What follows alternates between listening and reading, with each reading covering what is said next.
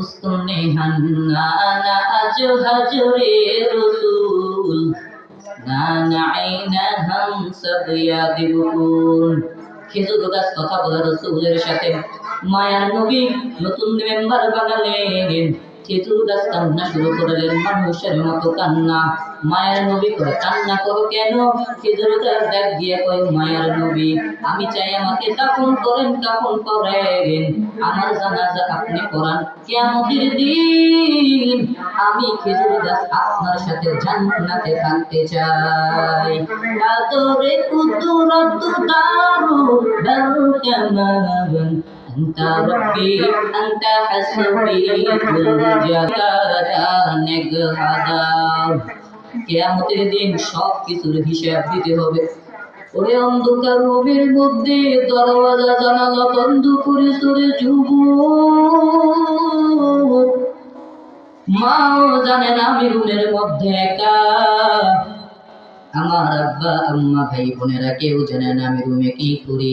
আল্লাহ কয়, তুই অন্ধকারে কি করো? আমি আল্লাহ সব কিছু দেখতেছি, আমারে ফাঁকি দিতে পারবা না রে বাবা। হে আল্লাহর বান্দা, তোমার মতো কত যুবক নামাজি দাড়িওয়ালার অভাব নাই, তুমি কেন পারবা না রে বাবা? একমাত্র কারণ তোমার অন্তরে আমার আল্লাহর চিন্তা নেই, তোমার অন্তরে আমার রবের নিয়ে কোনো চিন্তাই নাই, মুলাকাতি নাই।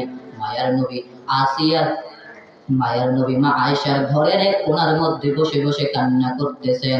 মা আয়েশা ডাক দিয়ে কয়, নবী আপনি কেন কান্না করতেছেন? আমি আয়েশার কোনো বেয়াদবি হয়েছে নাকি? মায়ের নবী ডাক দিয়ে কয়, রে আয়েশা, না না, তুমি কোনো বেয়াদবি করো নাই। ও মায়ের নবী আপনি কেন কাঁদেন? আপনি কি আপনার মায়ের দুঃখে কান্না করেন?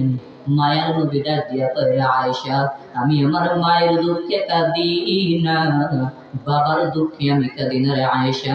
আমি কান্না করতেছি আমার গুনাহগার উম্মতের কান্নায় করতেছি। আয়েশা ডাক দিয়া কয়, মায়ের নবী কিয়ামতের দিন ওই হাসরের ভয়াবহ কথা চিন্তা করে আপনি কান্না করেন নাকি? মায়ের নবী ডাক দিয়া কয়, রে আয়েশা কিয়ামতের দিন এই দুনিয়াটা হবে আমার আল্লাহর আরাফার বিচারক আদালত। সমস্ত নারী আর পুরুষ দাঁড়াবে উলঙ্গ, হাসরের ময়দানে দাঁড়ায় যাবে। আর অন্যদিকে সূর্যের গরম, অন্যদিকে আল্লাহ রাগান্বিত কণ্ঠে আওয়াজ দিয়ে বলবেন, লিমানিল মুলকুল ইয়াউম লিল্লাহিল ওয়াহিদিল কাহ্হার।